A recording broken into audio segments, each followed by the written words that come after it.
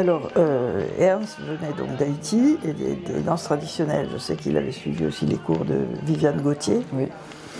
Catherine Denham, donc, était à la fois chorégraphe et anthropologue, a été faire sa thèse justement sur les danses vaudou. Et les danses traditionnelles haïtiennes, bien sûr, c'est comme partout des danses d'origine paysanne. Et donc, elles sont toutes aussi originaires du vaudou. Bonjour à tous et bienvenue dans cette interview de Couleurs d'Haïti. Aujourd'hui, j'ai le plaisir et l'honneur d'accueillir France Schott-Billman pour un thème vraiment intéressant et important pour Haïti. Donc, c'est l'héritage croisé. Donc, quand les tambours d'Haïti rencontrent la psychanalyse, qu'est-ce que ça donne? Le rythme au service d'Haïti, la danse, la transe et leur pouvoir thérapeutique. Alors, France, tu es docteur en psychologie, Oui. psychanalyste et danse-thérapeute. Exactement. Et tu es la fondatrice de la danse-rythme-thérapie en France et en Europe. Oui. Et donc, tu as rencontré Ernst Duplan en 1970 Oui. et tu as rencontré donc l'expression primitive. Oui. Et donc, ça a été déterminant pour ton oui. parcours. C'était même un choc parce que j'avais fait de la danse avant, enfin depuis que je suis toute petite, je faisais de la danse classique, jazz. Et là, j'étais en danse contemporaine avec Karine Wener, une très bonne prof, mais allemande, enfin c'était très rigoureux, très sévère. Voilà. Et quand j'ai entendu parler de l'expression primitive, la première fois, c'était à la radio. Où des gens témoignaient justement de ce cours en disant ces symboles, ces archétypes, voilà, ça nous fait un bien fou. Et donc, évidemment, en tant que thérapeute déjà, je suis allée voir. Et c'était vraiment un choc, comme je te disais, parce que là, il y avait les tambours. Alors, en plus, il avait toujours 3-4 percussionnistes. Il y avait ces gens qui criaient en même temps. Enfin, c'était pas vraiment des cris, c'était des sons ritualisés, mais des ha, ré, hou, des choses comme ça. Lui, il était très très viril d'ailleurs, hein. Il voulait encore bander, comme il disait. Je me disais, mais nous, on est des femmes, qu'est-ce qu'on fait? Bon, enfin bon. Et donc, de voir cette énergie qu'il y avait, et puis ces gestes qui se répétaient, et qui n'étaient jamais ennuyeux malgré la répétition. Je voyais ça, je me disais, mais d'où ça sort ce truc? Enfin, c'est extraordinaire. Et puis après, je parlais avec les gens, et bon, ça, j'ai très vite été convaincue d'y aller.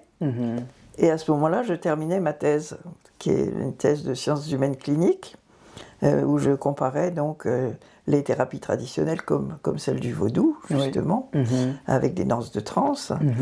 Et je faisais une comparaison avec la psychanalyse, donc en suivant un chemin ouvert par Claude Lévi-Strauss, ce grand anthropologue. Oui.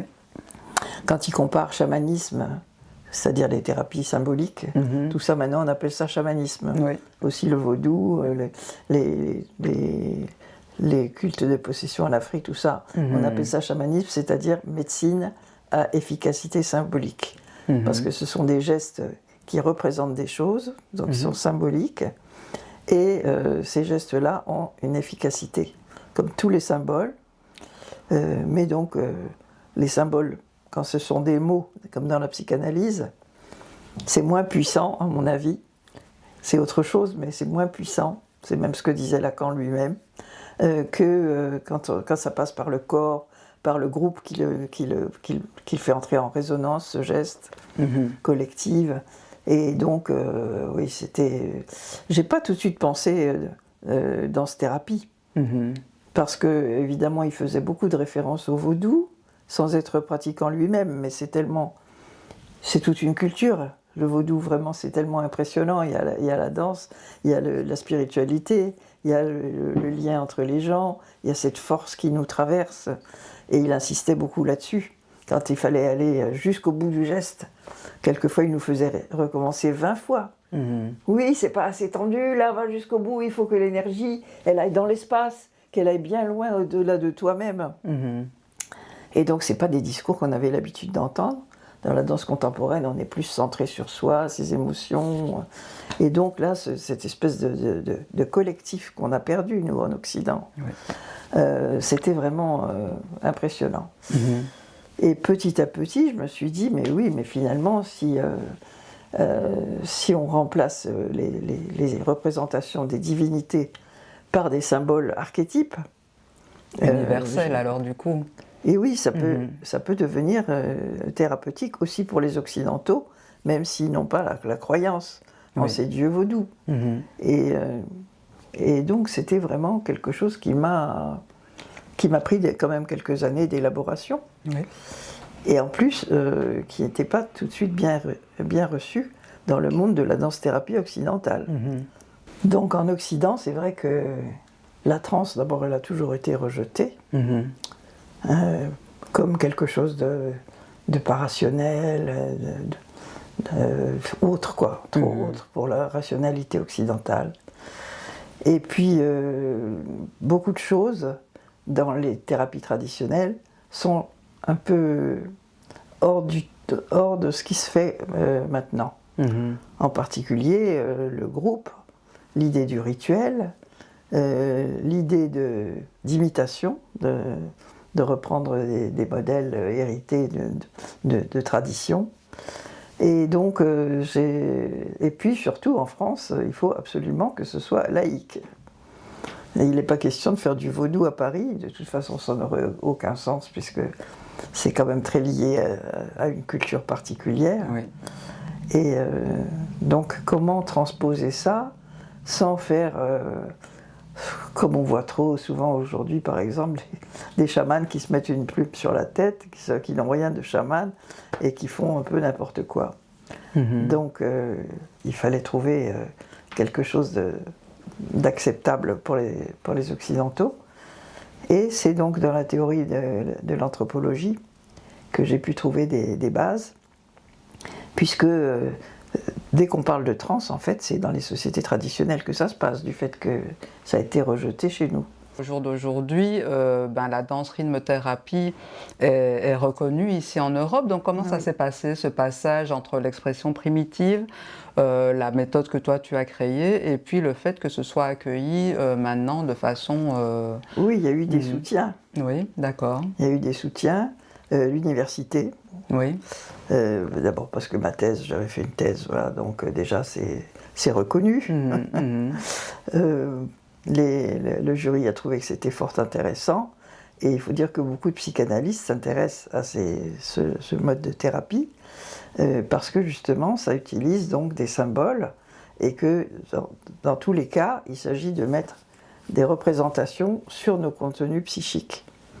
Et même si ce n'est pas les mêmes, même si évidemment on ne peut pas comparer une cure individuelle sur un divan et cette espèce de divan dans la rue que sont les rituels thérapeutiques aussi bien dans le vaudou haïtien qu'en Afrique encore. Oui, oui. Et donc finalement c'est aussi en revenant aussi par l'anthropologie sur les choses qui se passaient aussi chez nous. Parce que c'est toujours comme ça. Quand ça ne se passe plus quelque part, on va chercher ailleurs. Et puis finalement, on s'aperçoit que chez nous, il y a eu des choses assez semblables. Mais il faut savoir que la culture européenne a été très refoulée, la culture populaire. Et donc voilà, il s'agissait donc de réhabiliter ces outils. Le groupe, cette exultation collective, disons plutôt que trans. Moi j'emploie volontiers le mot enthousiasme. Qui veut dire étymologiquement avoir un Dieu en soi. Alors aujourd'hui, ça s'est beaucoup édulcoré ce terme, mais quand même il en reste quelque chose. La joie déjà c'est quelque chose, l'enthousiasme c'est quelque chose de plus presque sacré. Enfin, on devient vraiment dans un état second, on est saisi par de l'autre, que ce soit un Dieu ou quelque chose d'artistique qui nous soulève, qui a aussi une forme de transcendance. Donc il y avait moyen de trouver des équivalents possibles. Et Odile Jacob, qui est une éditrice prestigieuse, aussi m'a beaucoup soutenue dès le début. Elle m'a dit pourquoi est-ce que vous voulez écrire sur la danse? Et je lui ai dit parce que je pense que si tout le monde dansait, le monde ne danserait pas là où il est. Elle m'a dit si vous pensez ça, je vous publie. Et donc c'était le premier, le besoin de danser, qui a eu beaucoup de succès, vraiment. Et donc il y a eu des appuis. Et puis les gens, le public, a toujours suivi. parce que les danses thérapeutes, c'est pas l'ensemble du public. Des gens formés à la danse contemporaine, qui est une autre optique, qui est très bien aussi, mais c'est pas la même chose. Et c'est beaucoup plus occidental.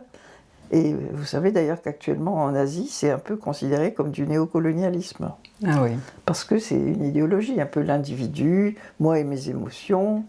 Donc c'était presque un peu l'opposé du groupe qui partage quelque chose, un monde commun, parce qu'on a tellement de choses en commun.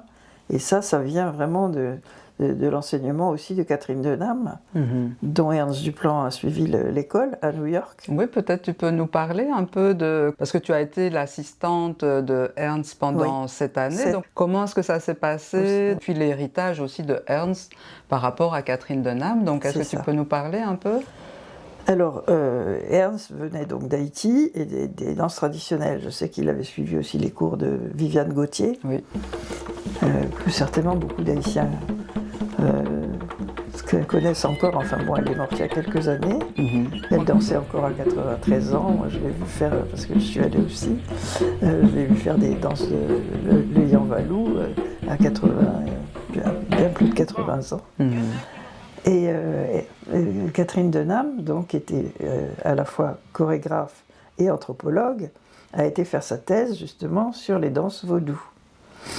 Et donc elle aussi, d'ailleurs avec Lavinia Williams, qui est après allée en Haïti, qui était une de ses assistantes, elles ont appris les danses traditionnelles haïtiennes. Et les danses traditionnelles haïtiennes, bien sûr, c'est comme partout, des danses d'origine paysanne. Et donc, elles sont toutes aussi originaires du vaudou. Alors, je me rappelle la danse d'Aïzan, qui effiloche son maïs, la danse d'Ogou avec son sabre, enfin des choses comme ça qui sont actuellement reprises en spectacle, mais collectif en Haïti, appelées d'ailleurs danse folklorique plutôt, mais enfin, en fait, c'est vraiment des danses de la tradition.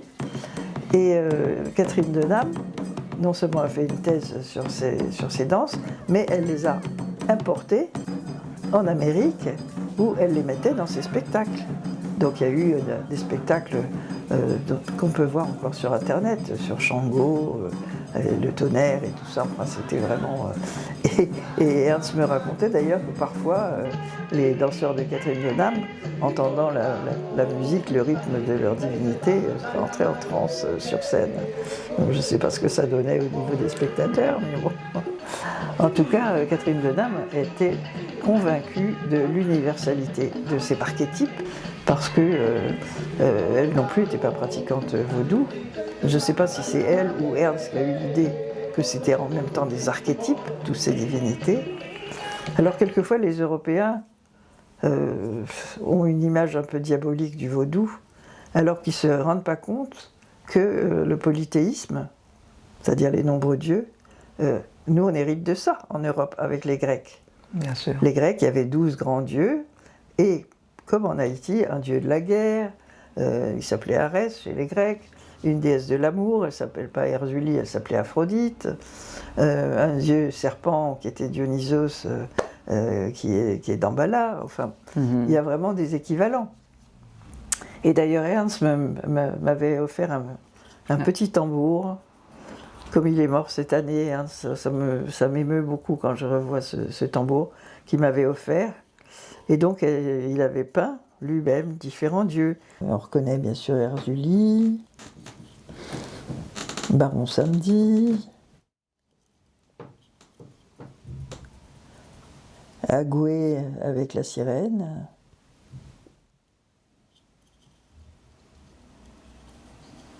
Ben, où est-ce que j'avais vu? Il y a aussi Damballa. Là, ici, les serpents, ici peut-être. Voilà. Damballa et Aïda Wedo. Les deux serpents Damballa et Aïda Wedo qui entourent Baron Samedi. Et en bas, c'est la sirène. Donc voilà sa tête. La tête ici. Le corps. Voilà, elle fait tout le tour. Et la queue de la sirène. C'était dans sa culture, il n'était pas pratiquant, mais il nous a transmis quand même ces archétypes, l'idée de ces archétypes. Et sur des rythmes aussi il partageait aussi ça avec Catherine Denham, elle lui a ensuite transmis ça, que la pulsation que nous, on avait perdue en Occident, parce que justement ça a été refoulé comme facteur de trance, les tambours, chez nous c'est devenu des violons, enfin bon, on la sent toujours, hein. On la sent toujours, la pulsation, ce battement du cœur dans les musiques, parce que c'est ça qui nous fait danser quand même, c'est ça qui nous met des fourmis dans les jambes, voilà. Et donc tout ça a fait que ça pouvait se réunir dans quelque chose qui était finalement pas religieux et qui pouvait être thérapeutique. Est-ce que tu peux présenter un peu le cadre de la danse rythme-thérapie et également peut-être faire une comparaison avec l'expression primitive pour voir un peu, voilà aussi comment est-ce que une séance type un peu, donc tu parlais de rituels, etc., donc de pouvoir présenter un peu le cadre. Oui, justement par rapport à la pulsation, comment se présente une séance de danse rythme-thérapie? Je commence sous un prétexte amusant, par exemple il va pleuvoir, ou un mammouth nous poursuit, je ne sais pas, enfin bon bref, où il fait froid, on se met à courir, de façon à être essoufflé. Quand ils sont bien essoufflés, je fais un stop, je dis voilà on est arrivé, on est à l'abri, on met la main sur son cœur pour sentir le tambour intérieur. Donc ils sentent le battement du cœur. Et ensuite, avec le percussionniste, il le joue dans le djembé. Bien sûr, il ne fait pas simplement boum, boum, boum, boum, boum, comme les chamans. Il fait un rythme un peu plus complexe, mais où la pulsation a beaucoup de relief. Et donc là, on commence à taper effectivement la pulsation sur son propre battement de cœur. Et je dis à ce moment-là, maintenant, c'est un cœur collectif. Parce que bien sûr, chaque battement de cœur va avoir un rythme différent. Donc il faut s'accorder sur un rythme commun. Donc il est donné par le djembé. Ensuite, alors on suit la musique, parce que j'explique qu'on est marié complètement à la musique. Et le percussionniste, donc il accélère, il ralentit, il fait des stops, et les gens doivent vraiment se sentir liés à ça. Et parce que on ne met pas la musique comme un bruit de fond, c'est vraiment ce qui organise et structure le mouvement. Pareil, quand on a fait ça, on met les mains sur les côtes pour sentir le va-et-vient de la respiration. Et ensuite, pareil, on l'écoute dans le djembé et on se laisse balancer, aller et venir, reproduire ce va-et-vient dans le balancement du corps. Et on commence à mettre des mouvements sur le modèle de la respiration. On fait des hé, ah, chaque fois plus loin. Hé, ah, ça c'était Ernst, chaque fois plus loin. Hé, ah, on ne s'installe pas dans la répétition. Elle doit aller quelque part. Et même, elle va au-delà, encore une fois, des limites du corps, et moi j'ajouterais des limites du moi. C'est-à-dire, on est déjà, à ce moment-là, traversé par une énergie qui nous emmène ailleurs. Et donc ça, c'est le début. Alors, quand c'est dans les hôpitaux, par exemple, on peut commencer aussi par une chanson populaire, Frère Jacques, par exemple, que tout le monde connaît, et on frappe la pulsation. Frère Jacques, dormez-vous, voilà. Et le balancement, pareil, Frère Jacques, voilà. Mais c'est toujours ce principe-là, trouver ces deux structures fondamentales et universelles, qui est le monde commun de tous les hommes, puisque tous les humains ont un cœur qui bat et un souffle respiratoire qui va et vient. Alors, une fois que ces deux grandes structures, la pulsation et le va-et-vient, ont été bien incorporés, on peut dire, j'installe des mouvements ritualisés. Alors, quand c'est en groupe, je propose des mouvements inspirés des archétypes vaudous. Alors, évidemment, nous, sur une séance, par exemple, d'1 heure, avec tout public, disons, hein, donc pas des gens qui ont des graves problèmes, mais qui viennent là pour aller mieux quand même, pour un bien-être, disons. On ne peut pas, sur une séance d'1 heure et demie, on ne peut pas rester 3/4 d'heure sur un même archétype.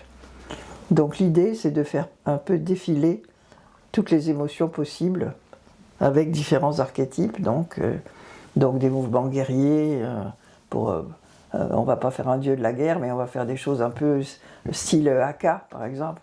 Comme ça, là. Hey, ya, ya, hey, ya, ya, ha, ha, boum, des choses comme ça. Voilà. C'est notre façon de faire un ougou. Puis des gestes de sabre, des choses comme ça. On va faire des déesses marines avec des mouvements ondulants. C'est vraiment inspiré des gestuels vaudous, mais très simplifiés, parce que on est d'abord pour différentes raisons. C'est pas simple pour faire simple, comme disait Ernst, c'est simple pour faire puissant, pour aller vraiment à l'essentiel. Si on va faire un geste guerrier, on va faire par exemple simplement ça.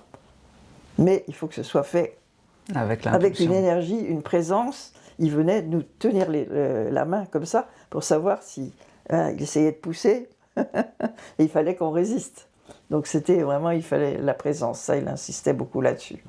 Présence, c'est étrange la présence en danse. Si c'est pas la présence d'un autre en soi, je sais pas ce que c'est, parce que c'est vraiment la représentation d'une force, en tout cas, d'une force qui nous traverse.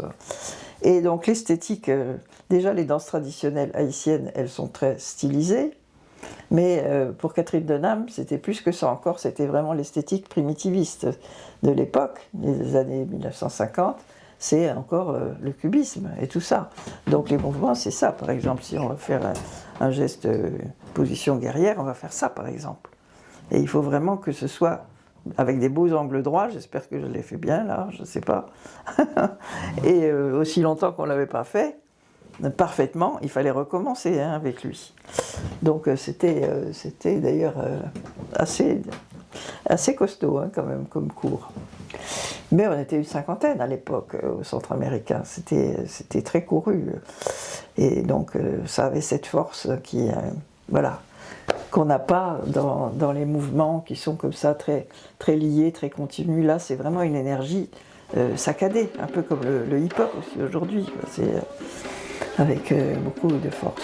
Donc voilà, on essaye de passer différentes possibilités d'exprimer des émotions, mais sur un plan archétypal. C'est pas juste mon émotion à moi, c'est l'émotion, quoi. C'est pulsionnel, c'est-à-dire vraiment entre le corps et le psychisme. La pulsion, pour Freud, c'est ça, c'est une force qui est à moitié du corps et à moitié du psychisme. C'est vraiment retrouver ce côté pulsionnel. C'est un peu plus que l'instinct, c'est moins que le désir, c'est cette force, voilà. Et il s'agissait de retrouver ça. Donc c'est un peu ça, mais on fait au début ce que j'ai gardé quand même de la spiritualité, puisque dans les sociétés traditionnelles, il n'y a pas de thérapie sans en même temps spiritualité, puisque c'est des dieux qui, si on fait correctement le rituel, veulent bien s'incarner, voilà. Oui, donc là, tu abordais la notion de rituel tu abordes aussi le pouvoir d'action du geste symbolique partagé. Oui. Donc, quel est le lien et puis comment est-ce que le rituel peut soigner, peut guérir et peut aller vers un mieux-être aussi. Donc, voilà, comment est-ce que tu expliques ça? Le rituel, souvent on croit que c'est uniquement religieux, mais non, le rituel c'est la mise en ordre de mouvements. Par exemple, la messe c'est un rituel, mais le 14 juillet c'est un rituel aussi militaire. Se donner la main le matin, c'est du rituel, c'est-à-dire c'est un geste qui est codifié, qui est donné de l'extérieur, soit par la tradition, soit par un thérapeute, enfin on donne un mouvement, et le fait que ce soit partagé en groupe, évidemment, lui donne encore plus de force. Quand on fait un rituel, par exemple, je sais pas, quand les Indiens font des rituels pour faire tomber la pluie, ça ne leur viendrait pas à l'idée que ce soit un gars tout seul qui fait tomber la pluie. Il faut que ces gestes symboliques, qui va imiter la pluie, par exemple, voilà, il faut que ce soit partagé par tout le monde. Voilà. Et donc là, ce qu'on cherche, évidemment, c'est que le geste fasse de l'effet sur chacun. Et donc, c'est ça, l'efficacité symbolique.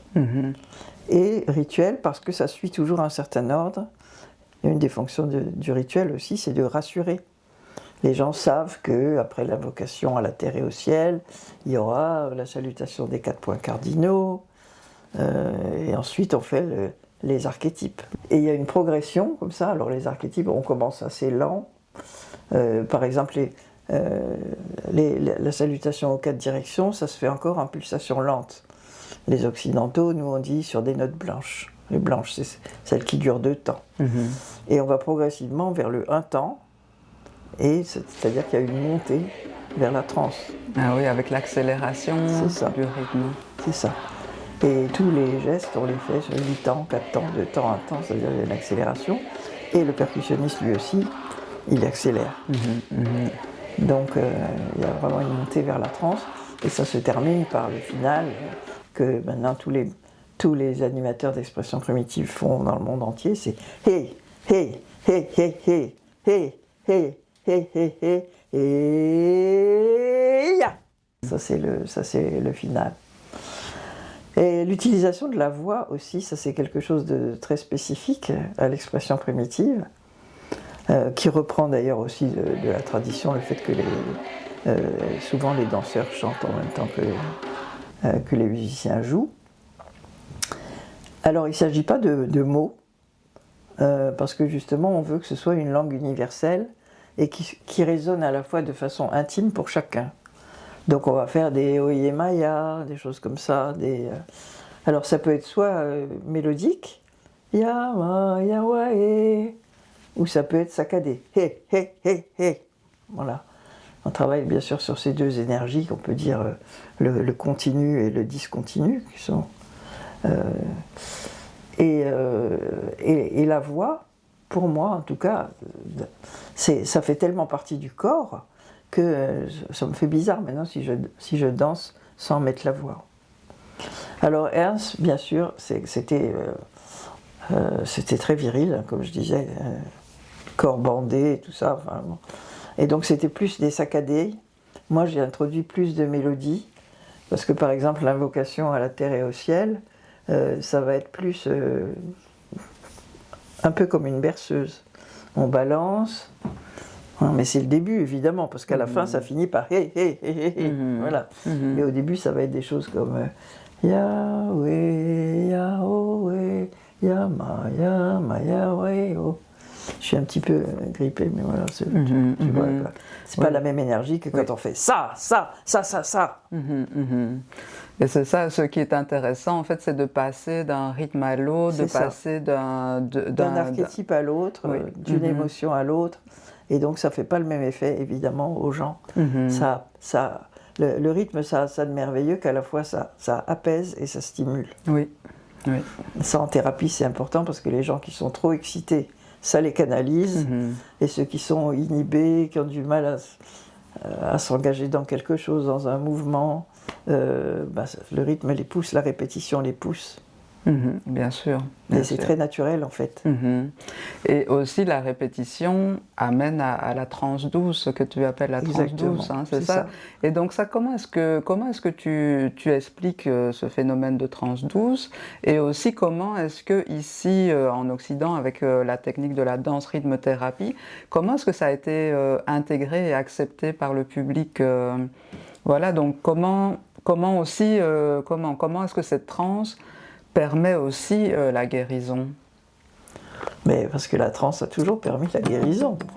Ça sollicite justement un état qui est, en Haïti par exemple, quand les gens sont en transe, on les voit, je sais pas moi, grimper aux arbres, faire des performances extraordinaires. J'ai vu ça aussi dans un culte vietnamien, mais on verrait ça aussi bien en Haïti. Une vieille dame, vraiment, le matin, je la voyais comme ça, complètement. Et l'après-midi, quand elle a été possédée par un petit prince, un dieu petit prince, elle gambadait, c'était plus la même. Alors, c'est tout un continuum, la transe. Bien sûr, nous, ici, c'est pour ça que je parle de transe douce, ou transe méditerranéenne, parce que c'était comme ça aussi dans les mystères grecs autrefois. C'est plutôt cet état d'enthousiasme où on est soulevé par quelque chose d'autre que soi, donc une force, voilà, qui sollicitent donc nos forces de guérison, nos forces d'immunité, nos forces... et ça, c'est vraiment un état guérisseur. Et il n'y a pas besoin, enfin nous en tout cas en thérapie, on ne cherche pas la grande transe avec perte de conscience du monde extérieur, où on devient tellement complètement un autre qu'on perd la conscience de la réalité. Donc évidemment avec les patients, c'est pas ça qu'on cherche. Ça évidemment, je prétends pas qu'on fait du vaudou. Hein. Non, mais justement, ce sera ma prochaine question un peu, mais donc il y a une origine par rapport au rythme et au vaudou haïtien, et donc Oui. voilà, donc c'est un peu de voir, mais qu'est-ce qui est resté de cet héritage haïtien dans ce que tu proposes? Mais déjà l'efficacité symbolique, c'est-à-dire que l'efficacité de ces archétypes, l'efficacité de ces mouvements guerriers. Et là maintenant, où on fait beaucoup avec les gens qui ont la maladie de Parkinson, moi j'ai été embauchée dans l'hôpital Bellan pour commencer. Maintenant on est à la Salpêtrière, parce que les médecins m'avaient entendu en conférence, ils étaient assez convaincus, mais ils voulaient voir expérimentalement. Et donc il y avait... souvent je divise un groupe en 2 tribus, parce que ça fait des interactions entre eux, parce que ça aussi dans les rituels il y a des interactions. Et donc ils avaient dit oui, on va faire les princesses et les guerriers. Alors les princesses, le groupe des princesses avait trouvé des gestes comme ça, enfin c'était voilà. Et les guerriers, ils étaient un peu en panne, il faut dire qu'il y en avait 3 qui étaient en fauteuil roulant. Et ils me disaient, qu'est-ce qu'on peut faire, nous les guerriers? Et j'ai dit, vous n'avez pas de mouvement de guerrier? C'est là qu'ils m'ont dit, mais est-ce que tu sais faire le haka? Alors j'ai fait un mélange justement de Polynésie, de Ogu, Ogu et tout ça. Et j'ai fait quelque chose comme ça. Ya, ah oui, tchac, tchac, je sais pas, Et bien il y en a 2 qui se sont levés de leur fauteuil. Ils se sont rassis après, mais c'était montrer cet effet galvanisant de l'enthousiasme dont tu parles. Ce geste. Alors, nous, on n'est pas comme les possédés de Ogu, en train de manger du verre pilé et de pouvoir se marcher sur le feu sans être brûlé. Mais ça fait des effets vraiment non ordinaires et les médecins sont sidérés. Et en psychiatrie, c'est la même chose.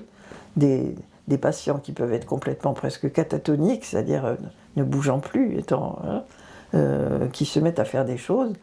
Quand on filme en vidéo, les médecins n'en reviennent pas.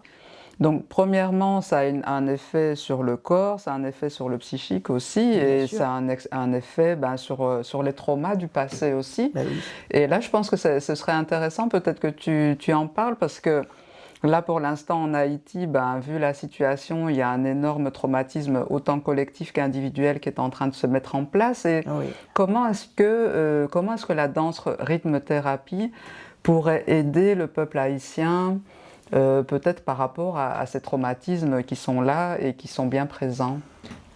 Oui, alors j'ai envie de parler justement de l'expérience avec les orphelins en Haïti, puisque j'avais été invitée là-bas pour donner une conférence sur la fête en général, voilà.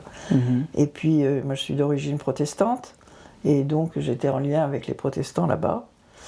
Et quelqu'un m'a dit, donc de ces contacts protestants, il y a plusieurs orphelinats ici, est-ce que tu voudrais bien faire quelque chose? Alors, je suis arrivée dans cet orphelinat, il y avait, je sais pas, 70 enfants assis, disons de 5 à 18 ans. Et les 2 personnes qui s'en occupaient, dont un pasteur qui s'appelait Merci Dieu. Je me dis, ça s'invente pas, ça, les noms haïtiens. Merci Dieu. Il m'a dit, mais oui, toute la journée, ils sont assis parce qu'on ne sait pas quoi en faire. À part, on leur fait une leçon de calcul et une leçon de lecture. Le reste du temps, on ne sait pas quoi en faire. Alors, ça serait très bien qu'ils puissent faire quelque chose d'un peu de danser, mais un peu organisé. Alors, on s'est mis en cercle. Et puis, je leur ai dit, comme je fais souvent, j'ai dit, est-ce qu'il y a une chanson que vous connaissez tous? Alors, c'était des cantiques. Alors, c'était Jésus est mon rocher, sur lui je peux m'appuyer. J'ai dit, ah ben c'est super ça. Alors on a tapé dans les mains, Jésus est mon rocher, sur lui je peux m'appuyer. Je dis, ah, vous voyez, ça peut faire 4 pas en avant, 4 pas en arrière. Alors on a fait ça. Jésus est mon rocher, sur lui je peux m'appuyer. Je dis, alors on peut faire des gestes pour ça.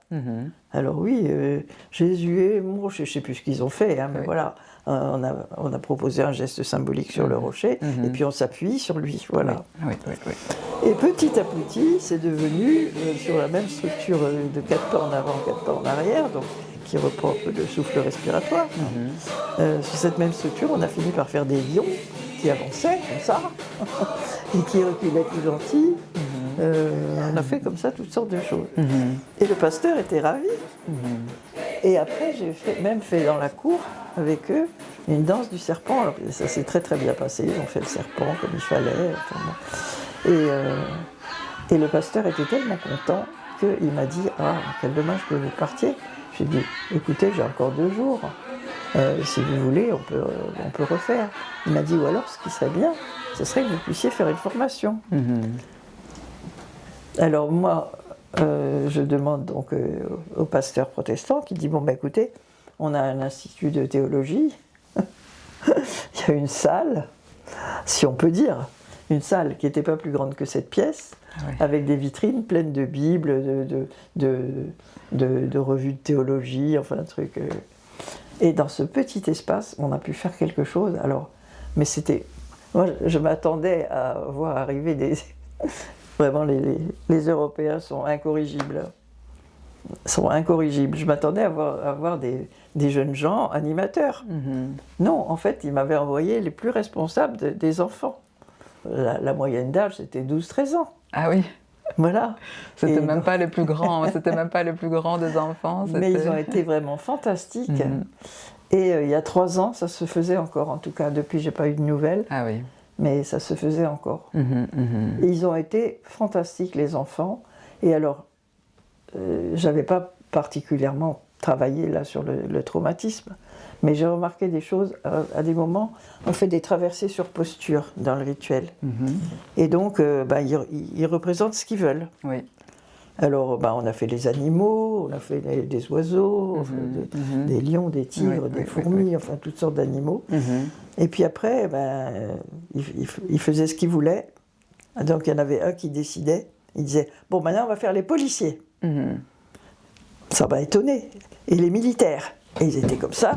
Je me suis dit « Tiens, mais ils sont en train de rejouer effectivement des situations qu'ils voient dans leur pays. » Parce que les policiers et les militaires étaient drôlement autoritaires hein, dans les imitations. Donc il y a vraiment des choses à creuser là-bas. Et ils sont tellement doués que je vous dis, ces enfants, en 2 jours, parce qu'on avait 2 jours dans cet institut de théologie, pas plus, après je repartais, et ben ça continue encore aujourd'hui. Et c'était il y a plus de 10 ans. Ah oui. Et je me disais, si Ernst voyait ça, ça a fait un retour en Haïti de choses qu'il avait initiées ici à Paris dans les années 70. Oui. Quelque chose que je me suis dit, ça c'est vraiment intéressant, c'est le fait que tous les rituels en fait peuvent être adaptés avec un imaginaire. C'est ça. Et donc en fait c'est pour ça que ça convient autant ici au monde occidental qu'en Haïti qu'ailleurs. C'est ça. Et ça, pour moi, c'était vraiment une des forces aussi de ta méthode, c'est que en fait, on peut se l'approprier où que l'on soit, qui que l'on soit. Et ça, c'est vraiment l'idée de l'universel de Catherine Denham et de Ernst Duplan. Il y insistait beaucoup.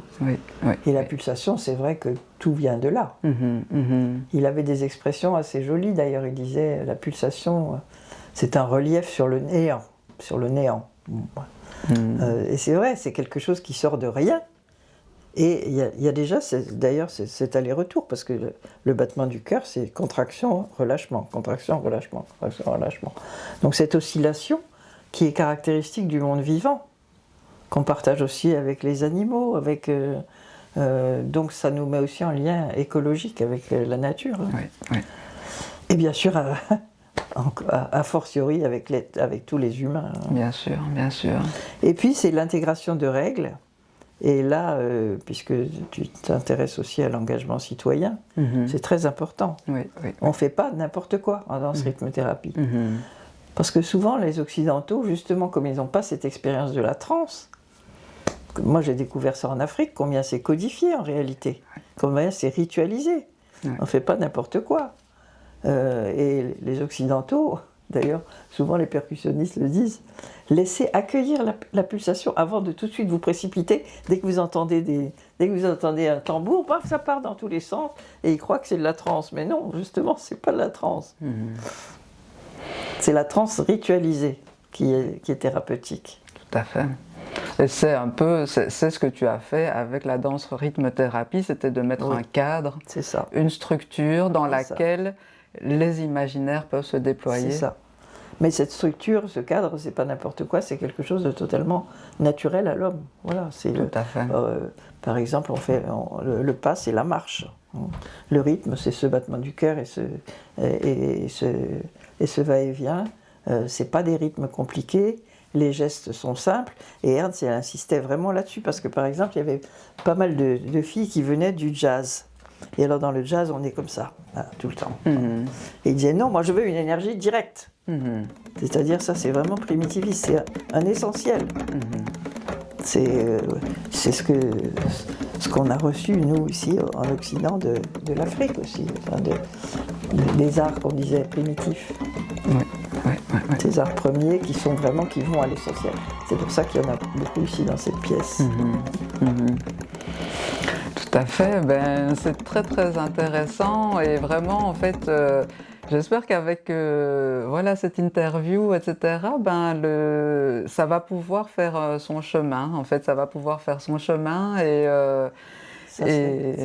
comme tu dis, que cet héritage un peu de Ernst Duplan, de Catherine Dunham qui a fait sa thèse en Haïti puisse retourner, et peut-être que certaines personnes puissent se l'approprier là-bas, etc. Donc se réapproprier quelque chose qui vient d'eux. Oui, exactement. Et les enfants haïtiens, ils ont ce sens vraiment. Par exemple, je me rappelle, c'était un peu après le tremblement de terre, quand j'y étais. Oui. Je crois 2-3 ans après, ça devait être 2015-2016. On faisait l'air, l'eau, le feu et la terre. Et pour eux, la terre, moi je vois souvent en Occident, les gens, pour la terre, ils vont chercher comme ça vers le bas, etc. Et pour les enfants, c'était goudou, goudou, goudou, goudou. Je dis, mais pourquoi vous faites ça? Parce que c'est le tremblement de terre. Ah oui. Voilà. Ils sont géniaux. Mais c'était, alors du coup, tout le monde a fait goudou, goudou, goudou, goudou. Oui, tout à fait. Donc, par rapport au traumatisme, oui, je pense qu'il y a quelque chose à faire, de faire de la beauté avec quelque chose qui est négatif au départ, mais qui peut devenir justement... Tout à fait. Et peut-être aussi ça permettrait, ou ça permettra d'amener du sens, et de peut-être relier à quelque chose de sacré, de plus grand que soi. C'est ça. Voilà, c'est ça. C'est ça. Merci beaucoup, France. Merci beaucoup. À toi. Et donc, je te laisse le mot de la fin pour conclure. Donc voilà. Moi, je suis vraiment émerveillée chaque fois que je vais en Haïti par cette vitalité des gens, par cette créativité. Et je trouve que vraiment Haïti mérite pas ce qui lui arrive. Et que tout ce qui peut peut-être remettre de la vie dans la vie, de la joie, il faut le tenter. Merci beaucoup pour cette interview, et je vous dis à très bientôt. Ce mystère jubilatoire qui se renouvelle à chaque génération de l'accès à l'humanisation. Ça se fait de façon légère. On joue, mais un jeu sérieux et sans se prendre au sérieux. Et ce jeu sérieux, où on ne se prend pas au sérieux, nous fait découvrir une face inconnue de nous-mêmes, un autre soi, plein de vitalité, plein d'énergie, plein d'optimisme, qui est cet être débarrassé de ses pesanteurs, de ses lourdeurs que sont la peur, la haine, le remords, la culpabilité, la tristesse.